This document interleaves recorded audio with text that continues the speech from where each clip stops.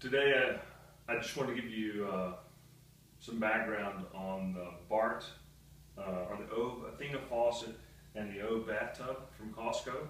First of all, these are great products, very well made, very pleased with the quality, especially for the price. Just a couple of things about installation that may make it easier for you, because these things are not set up to install the way that I've seen fixtures installed in the past. The first thing is everything goes through the floor. So for example, the supply lines on the faucet actually run below the floor and connect. The tubes are too long to connect above. The way the manufacturer envisioned things being set up, if this was your floor, they imagined there being about an inch, inch and a half clearance between the bottom of your floor and the top of your supply line. So you'd have a male top on the supply line, you'd screw the supply line onto that. Unfortunately, if you're working from beneath, like through from the first floor, you're probably working between joists, and that was my situation. So what I had to do was install the supply line like this, parallel to the floor. I had my male in here. I had to get an extra foot of supply line to tie into the original, and then bend it around like so to make it attach. Very easy to do with shark bite bits,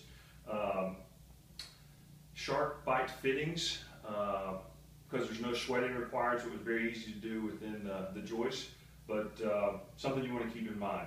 The manufacturer envisions it being installed like this. Most applications are going to require you to install like this if you're working between joists.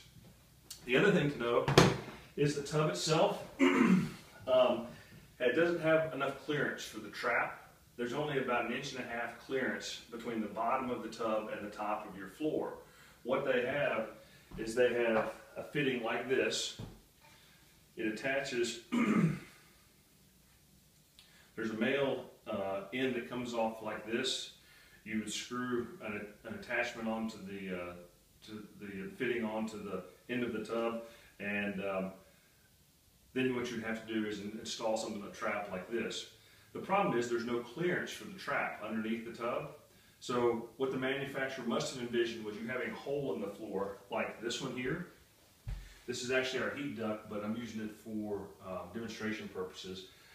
The trap would have to come up, actually be below grade. And so imagine this below the floor, and you have a supply line that comes up or a drain line that comes up like this, that you'd actually sweat into the piece that screws into the bottom of the tub. So if you have everything set up correctly, it'll save you a ton of time on installation. The instructions aren't clear about exactly how you need to prepare the area to make the installation easy, so that's the purpose of this video. The other thing is on this tub, there's about 2.5 inch clearance between the outside wall of the tub and the inside wall of the tub. My wife was concerned about heat loss. She had read somewhere online that people have insulated the tubs. So I went out and bought 12 cans of Great Stuff Pro Sealant. It's made for gaps up to 3 inches. Squirted that in there. It was about 150 bucks when it was all said and done, and it's fully insulated now. Very easy to do. Took about an hour and a half. The hardest part of that was just shaking this stuff up. So that's it. Everything works great. The other thing that I would tell you is, in terms of layout on this tub, is that the spacing between the faucet and the tub is important. They do mention this in the instructions. If I can get my camera person to come over here and come right here and get a side shot of the faucet so they can see how the clearance has to work